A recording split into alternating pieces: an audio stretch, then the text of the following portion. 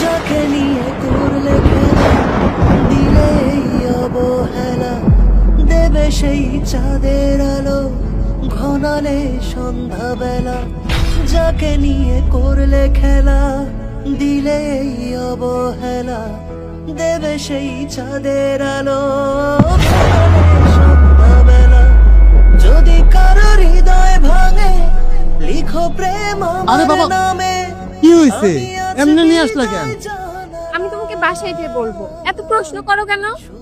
আরে আজব, মায়ের ওষুধ তো নিয়ে আসা হয়নি, ওটা তো ইম্পর্টেন্ট। ও আচ্ছা, তাই তো ভুলেই গেছি। তুমি এখানেই দাঁড়াও, আমি নিয়ে আসছি। এখান থেকে কিন্তু এক পাও সরবা না। আরে আজব। আচ্ছা বলছি, তুমি এখানে একটু দাঁড়াও, আমি আসছি। আচ্ছা ঠিক আছে, তাড়াতাড়ি এসো। হ্যাঁ?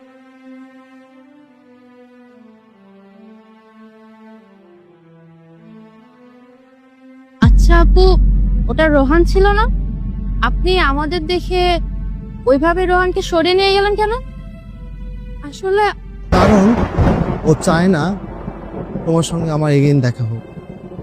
ও চায় না আমাদের সাজানো গোছানো সংসারটা নষ্ট হোক আমার ইচ্ছের অধিকার জন্য। ও চায় না যে আমি কষ্ট পাই। ও চায় না যাতে আমি পাগলামি করি। রোহান, চলো এখান থেকে। আরে থামো না, কি ভাবছো নাকি আমি এখনো পাগল আছি?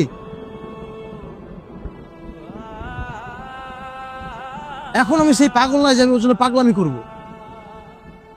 কেন করছিলা তুমি আমার সাথে এরকম? কেন কেন বিক্রি করছিলা? তুমি না আমারে ভালোবাসতা, এভাবে ঠকাইছিলা কেন আমারে?